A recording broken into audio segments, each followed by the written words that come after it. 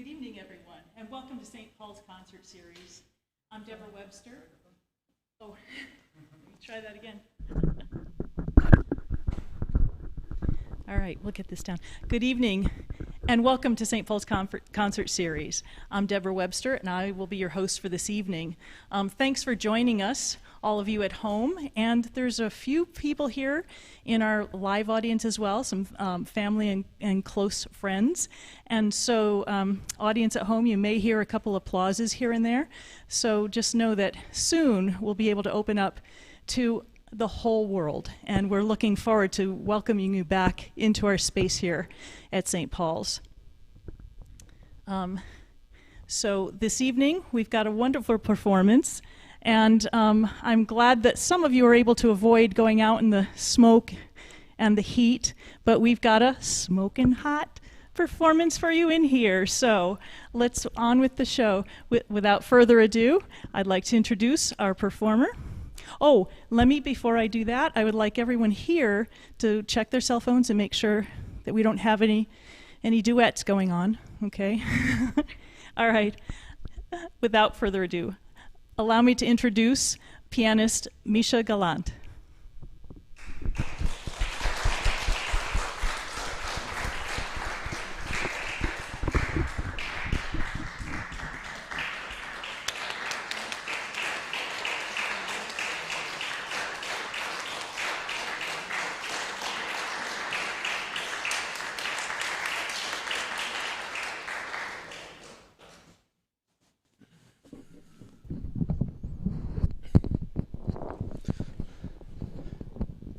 Thank you all for tuning in person and online. It is an honor for me to be invited to be a part of this concert series, and I am looking forward to sharing my music with you tonight.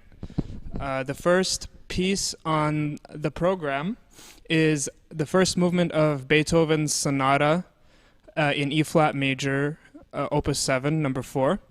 And a little bit about Beethoven. He had 3 periods, his career was broken into 3 periods. So there's the early, middle, and late periods. As many of you might know, Beethoven went deaf towards the end of his, actually kind of halfway through his life. And so in this middle period where his music became characterized by kind of tempestuous and sarcastic elements. He composed the Appassionata and the Tempest Sonata and Les Adieux sonatas in this time. And then in the late period, he kind of came to terms with his fate, and his music became extremely uplifting and joyous. And some pieces in this period were the Opus 109 through 111 sonatas and the Opus 130 to 135 string quartets. But the Opus 7 sonata is in his early period, and it is characterized by very kind of joking and uplifting mood, and it adheres to the strict sonata form with the exposition, development, and recapitulation, where in the exposition we're presented with the themes, in the development there is some complication and drama, and then in the recapitulation you have the climax and the resolution. So I hope you enjoy.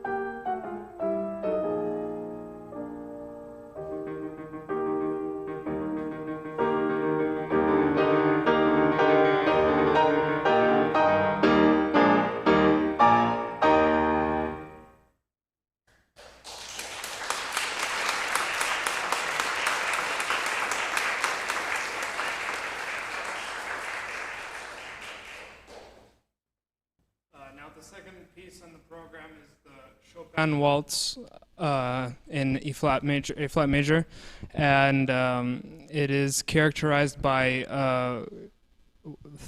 every three rhythms, so 1 2 3 1 2 3, which characterizes the waltz. And in the end, it kind of gets out of control, and everyone gets tangled up. So I hope you enjoy.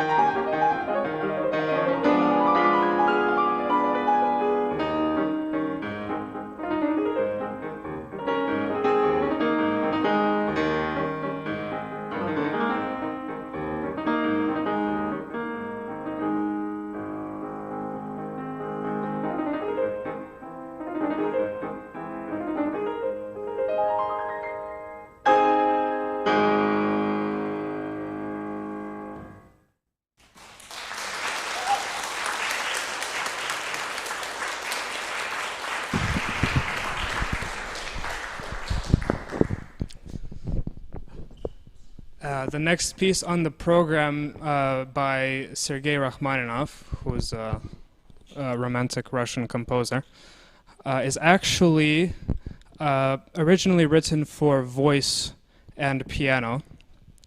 And Rachmaninoff made the arrangement for a piano solo.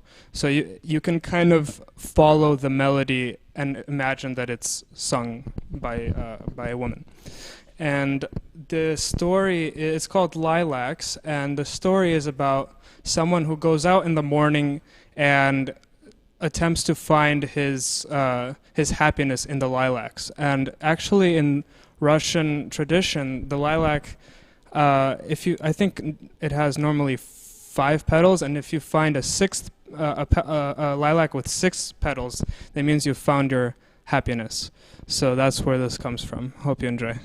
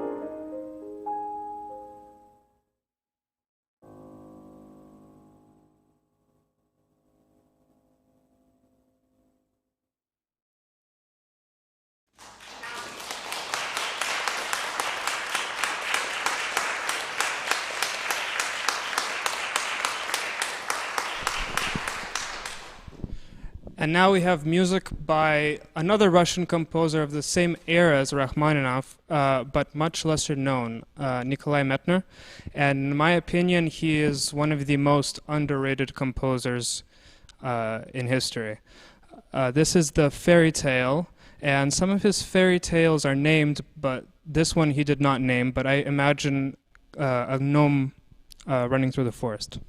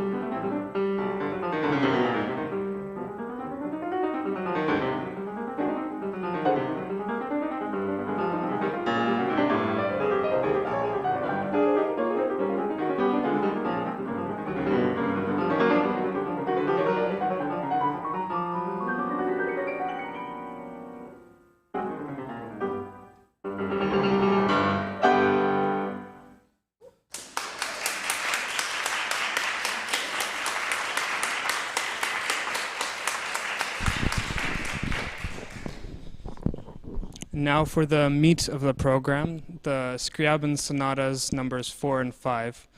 Scriabin was a very interesting character. He started out very much in the romantic vein.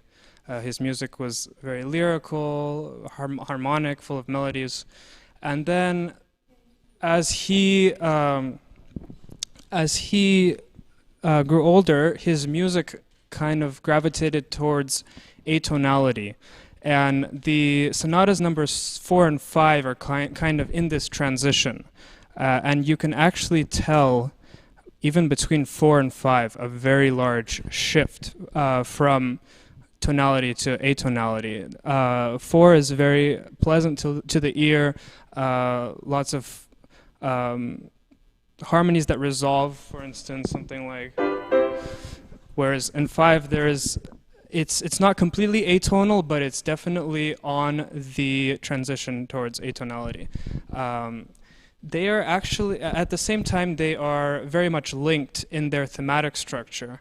So Scriabin actually wrote a program to both of those about striving towards a star and getting engulfed by this star. And you can tell by the thematic material, which is always in the upward direction in both sonatas.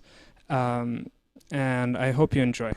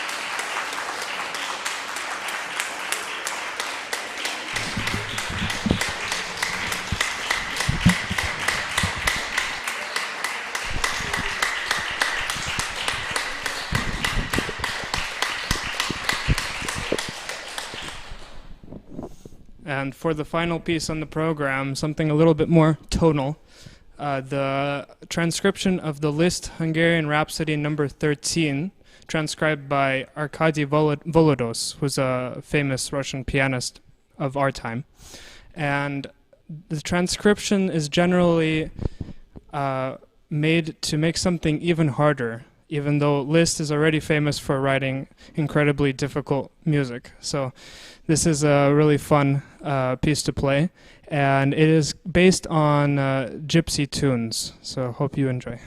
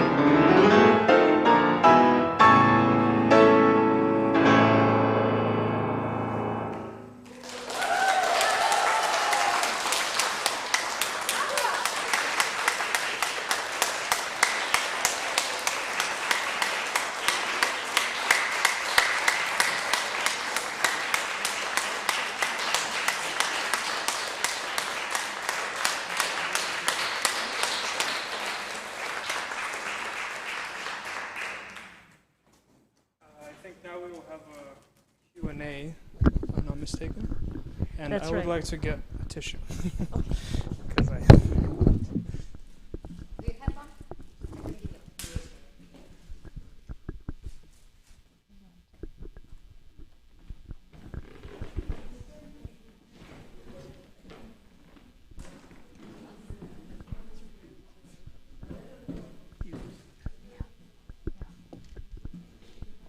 Have a seat.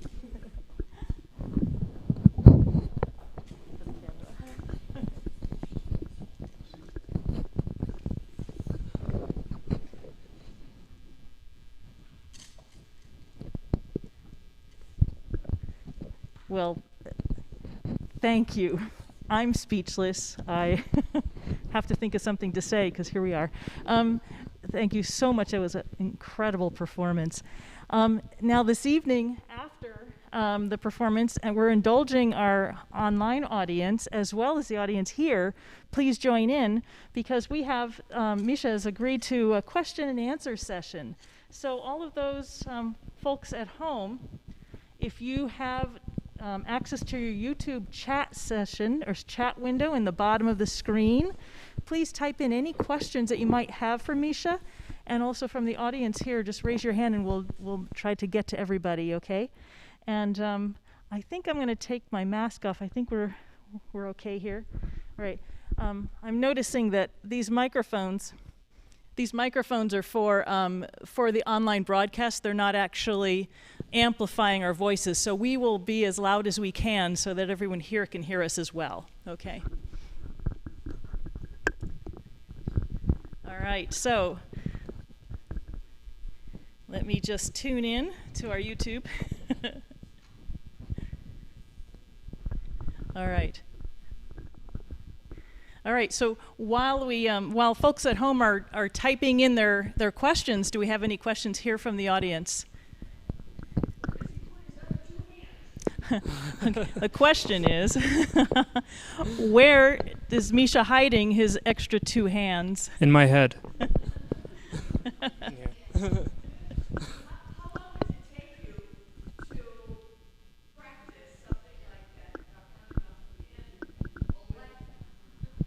And let me repeat the question. And how long does it take to learn, practice and learn a piece like the Rachmaninoff you mentioned, or any of these? A month or two, usually. And then to get it really solid and like performance level, maybe 3-4 months. Yeah. I have a question. So I understand you're a math major. Is that right? Not quite. No, tell us about your studies. Well, I finished the Columbia Juilliard exchange. So my bachelor's actually is in academics from Columbia, and I studied data science and Russian literature at Columbia, and I guess piano at Juilliard. And now I'm going to pursue my master's in piano in Moscow. Splendid. And we have a question coming in. Did you study composition, and were there any composers at Juilliard that you studied with? I get this question all the time. I did not study composition, and I am not a composer. I very much envy composers who can think of something as beautiful as what I played today, and that being original. That's really just amazing to me. But I unfortunately do not have that talent. My talents lie in performance. And talent it is, I must say. Okay, yes. There's a question coming in. Oh, yes. And the question is, how many hours a day do you practice? It's pretty wide range, anywhere from maybe 1 to 10. So if let's say I'm preparing for a competition and I need to have like 3 hours of repertoire learned, then I would probably practice closer to 10 hours. But it's very rare that I practice more than 4 or 5 hours. Yeah. 4 to 5 on average. Amazing. Here's a question from our home audience. Maybe you know Jeffrey Chappell or Chappell. His question is, why 2 Scriabin sonatas? Are you working on a project of learning all 10? Yes, and yes. I have become kind of obsessed with Scriabin over this during this year, and I was able to work on these pieces with my teacher in Russia over Skype, and she really opened my eyes to this kind of magical universe that is Scriabin, and I think I would love to learn all 10 eventually. I don't know how long that'll take. It'll probably be a long time before I get all 10, but yes, that is the goal. Marvelous. All right, another question here. Who is your favorite composer? And what's your approach to structuring your program tonight? Was there any approach behind what you selected? Well, to answer the first question, my favorite composer is Rachmaninoff by a lot. I have loved Rachmaninoff since freshman year of high school, so 9 years. That's when I discovered Rachmaninoff, and it really inspired me to pursue music and really deepened my interest in music and my passion for music. I think, yeah, and then because everything he writes is just so amazing to me. All these, I really, I grew up. Well, my mom is Russian, so I grew up, and she was my teacher, of course, growing up. So I grew up with this kind of Russian culture in my house, and I think that's kind of where I get the affinity for Rachmaninoff. And can you remind me of the second question? Oh, what was your approach to structuring your program tonight? I see. So I think I kind of wanted some appetizers, a main course, and dessert. So we had the first few pieces, the Beethoven, Chopin, Mettner, Rachmaninoff. Those are all the appetizers, and then we got into the sirloin steak, which was the Scriabin, and then we have the list, which was the dessert. And I think especially the number 4 and 5, the Scriabins, they go really well together, even though they're so different musically, but also extremely similar. And I always like programming those two together, even though it's probably number 5, I think, is the hardest piece I've ever learned. And one from the audience?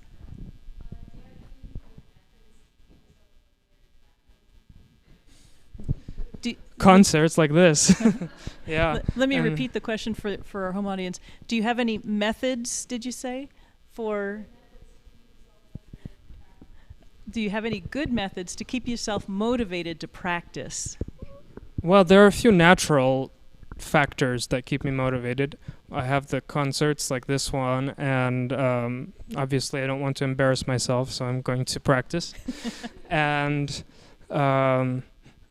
I also have a very, very strict teacher in Russia who can see through any time I don't practice, or I'm doing something a little bit off, and she gets down on me for that. So that really keeps me motivated to practice, especially when we have weekly lessons. All right. Here's a question from our online audience. If you were to give another concert next year, what would you be working on into the program then? What's your next ambition? Can barely pieces? plan tomorrow. This is fair question. This is a difficult question. I think, well, immediately I would like to start the 3rd sonata by Scriabin. So I think that one is one of my favorites. And then there's a Mettner sonata called Night Wind that I have been attempting to work on, but it's really a huge piece, and I haven't had the chance to really sit down and actually learn it. So that would definitely be on the program. Other than that, I have some plans to learn concertos, like Mozart concerto and maybe Beethoven concerto number 4, but those wouldn't be on a solo program. And I understand your mom just set up a Facebook site so the rest of us can follow your performances going forward. So everybody, there is a Facebook site that we can catch Misha's performances at, because if you're in Moscow, we may have trouble following you. So we're looking forward to being able to follow all of your performances. Lots more questions. Hang in there. Where do you see your future as a pianist? What are your goals there? What I see and what is reality is very different. I think I would hope to have a career as a performing artist and tour and play in various cities around the world. And I hope that works out. Otherwise, I don't know. I know music has to be part of my life because it's something I care about so much. And I always have the data science degree. Oh, data science, okay. Wow. To fall back on, huh? Yeah. Okay. All right. Another question here. Scriabin saw colors associated with tones, and we were just wondering if you ever see these colors or experience a connection between light and sound. Yes, it's an interesting question. I don't know how to explain it, but each note is a different color for me, and not necessarily. They don't necessarily correlate with the the sound of the harmony or the note. It just happens to be that color for me. Like for instance, A is orange, G is yellow, E is green, D is brown. And I saw different colors, so we all see it differently, don't we? Yeah. We all hear it. But, wow. Okay, and there's a question as to where did you grow up? I grew up right here in California, in the Bay Area. I grew up in Newark, Fremont, and then we moved to San Ramon a few years ago. I guess 8 years ago now. So he's local to us. Yeah. All right. Here's a funny question. Do you ever get cracks in your fingers from practicing so much? Not quite like guitar, but... Yeah, cracks are extremely painful. Luckily, I don't get them too often, but it has happened. It's not too much. Usually it happens if it's a really dry environment. Like I was living in Utah, and when I first moved there, my fingers would crack, but not recently. I know it's one of the most painful things there is for a musician. Oh my. Okay, and is there an advantage for you to playing from memory than with sheet music? It's a different mental state if you're playing from memory versus you're playing with sheet music, because when you're playing with from memory, you know that you cannot rely on the sheet music, so you're fully focused on producing the music at hand. But if you have the sheet music, you know you can always fall back on the sheet music, so you're kind of always looking, and it's, for me, it is distracting from performing. Yeah, I play a little bit too, and I can say also it sounds different when I play reading the music versus from memory. It's like, it feels like there's a lot more to put into the music, isn't there, if you're playing it from memory. Yeah, I agree. All right. Are there any more questions from our audience here? Okay. And we do have a message as well, a well-wishing, and that you, let's see here. Okay, a couple just observations here. One person says that she just absolutely loved your Scriabin, and even more than the Rachmaninoff. And I'm not sure if I would agree, but that's everyone's opinion, right? And also just well wishes that that all your dreams are fulfilled. And bravo from our online audience. Thank you very much. And bravo from our audience here as well. Yes.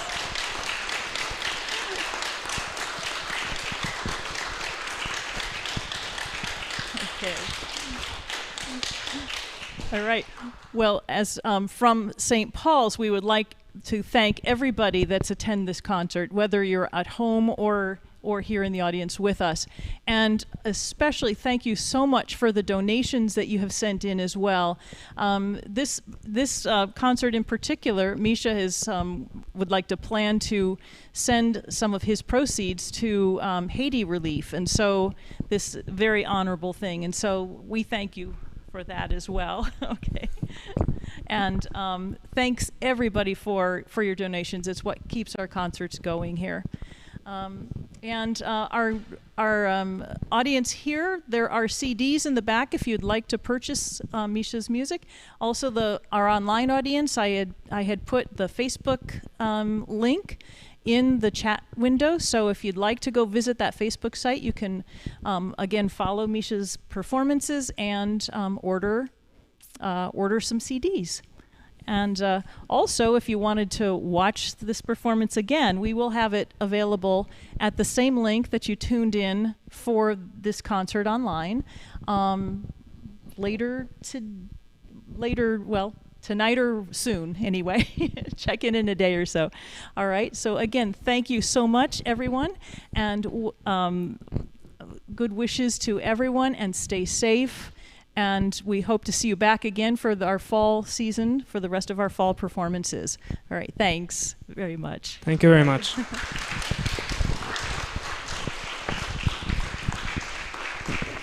Right.